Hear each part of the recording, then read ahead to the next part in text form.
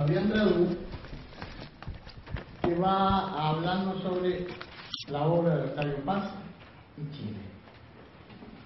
Fabián, tengo que presentarla a pesar de que es suficientemente conocida intelectualmente.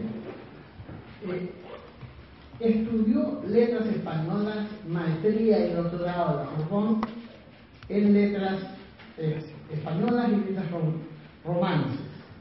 Fabián vive en México, es allí investigadora nacional, nivel 2, es profesora titular del máximo nivel C de la Universidad Nacional Autónoma de México, es escritora, ensayista, ha publicado varios libros, ha editado cosas muy importantes, también me referiré solamente apenas a una, pero importantísima para nosotros.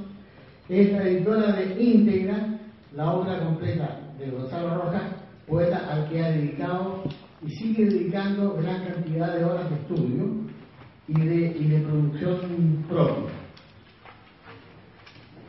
Ha traducido obras al francés de escritores mexicanos, chilenos, latinoamericanos en general. Eso es todo. Muchas gracias, Fabián, por estar con nosotros. Gracias a todos ustedes. Fabián. Gracias. Les agradezco a ellos por haber conjuntado sus esfuerzos por celebrar aquí, aunque sea una sola noche, el centenario de Octavio Paz y por haberme invitado aquí a participar en este homenaje con una conferencia que he titulado Lazos de Sol y Sombra, para caracterizar lo que fue la relación de Octavio Paz con Chile. A pesar de que nunca pisó tierra chilena, cultivó con los poetas de Chile una apasionada y prolongada relación que literalmente se detuvo el día de su muerte, el día 19 de abril de 1988. Yo he tenido suerte con los poetas chilenos, escribió Octavio Paz, en un texto motivado por el centenario de Gabriela Mistral. Y en efecto, conoció sucesivas temporadas de encantamiento con Vicente Huidobro, Pablo Neruda, Gabriela Mistral, Gonzalo Rojas y el pintor Roberto Mata.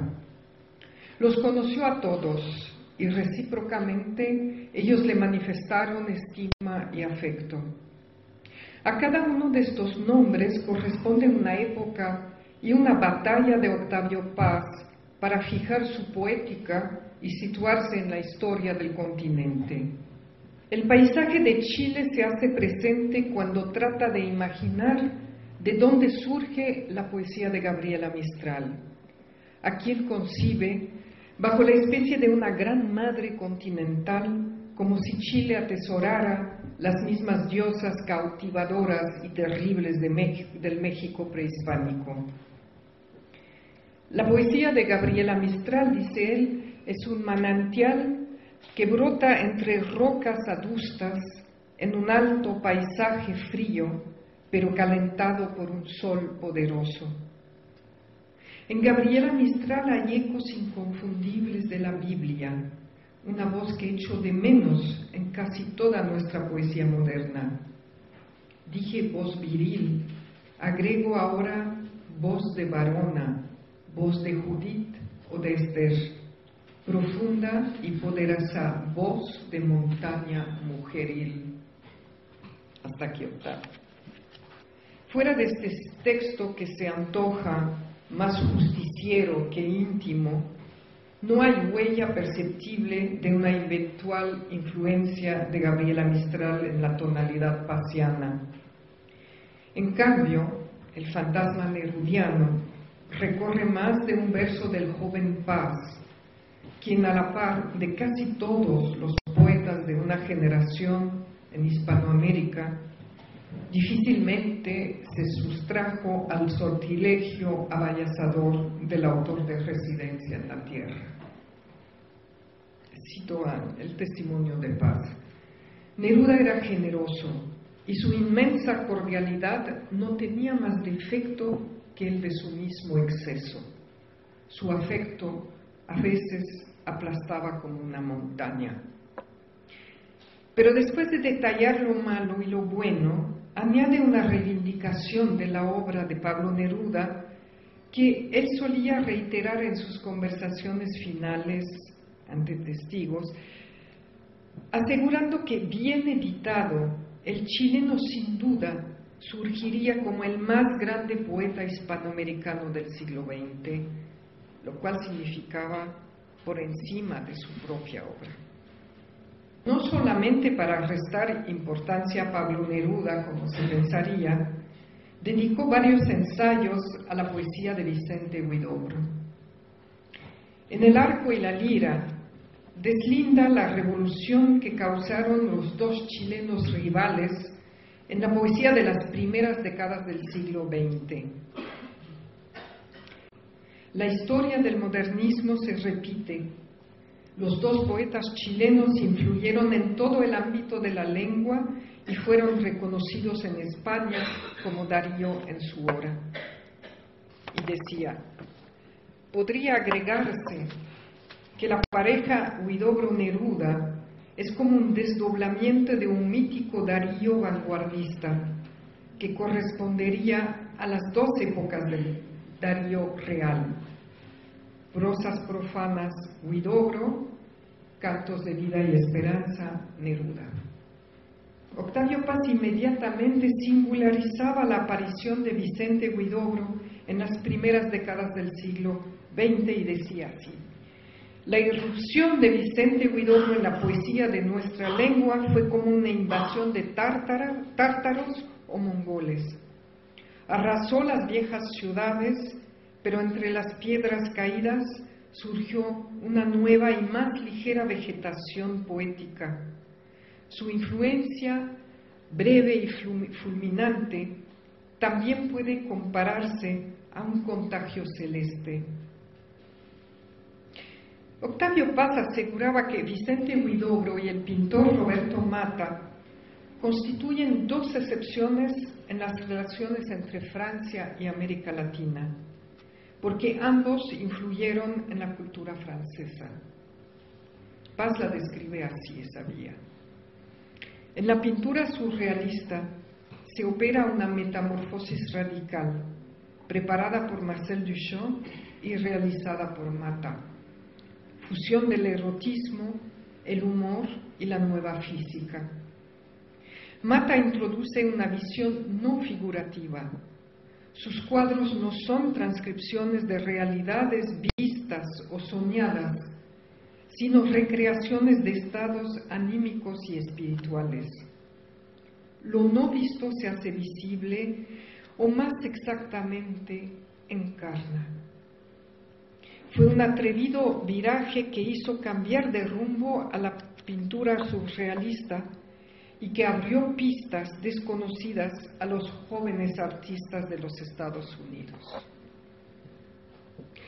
El golpe de Estado del 11 de septiembre de 1973 sorprendió a Octavio Paz en Cambridge, Massachusetts, y su reacción no se hizo esperar. El 28 de septiembre, es decir, a unos escasos días de la muerte de Pablo Neruda, escribió un texto titulado Los Centuriones de Santiago, que se publicó en la revista Plural. En este texto no ponía freno a su indignación. La lección que saca de la experiencia chilena resume bastante fielmente sus posiciones generales sobre el cambio de más deseable para América Latina y hasta diría para el mundo entero. Eso que les acabo de leer de esa prudente distancia entre el capitalismo y el socialismo burocrático, evitar los errores de un lado y otro, es una posición que sostuvo hasta el final y en todos los ámbitos. Gonzalo Rojas ocupa un lugar singular en la relación de Octavio Paz con Chile. Nunca el mexicano le dedicó un ensayo, aunque siempre lo menciona, junto con Nicanor Parra, entre los poetas que conforman su propia generación, es decir, que inauguraron la poesía moderna de Hispanoamérica a partir de 1945. Se explayaba sobre su lectura de los poemas del chileno y le decía: he leído y releído tus poemas, me han impresionado y conmovido. Reconocí en ellos tus antiguos dones, el arrebato suntuoso, la materia verbal rica y densa, pero ahora todo se ha purificado y sin perder cuerpo se ha vuelto esencial, y ¿por qué no emplear esa palabra espiritual? Hace unos días en la Ciudad de México festejamos el primer centenario de Octavio Paz. Es una centuria que coincide con la historia de un continente, de un siglo, con el pasado de la poesía moderna de Hispanoamérica, sin duda su mejor siglo. Pero ahora comienza la segunda centuria de la existencia del poeta mexicano, aquella que se inicia con la lectura de que cada generación, con su hambre nueva y distinta, como decía Baudelaire, hará de su obra. Porque una obra poética de la magnitud de la de Octavio Paz no es una tumba, sino una casa de cristal donde él vive y vivirá por mucho tiempo más, hasta que desaparezca el último lector.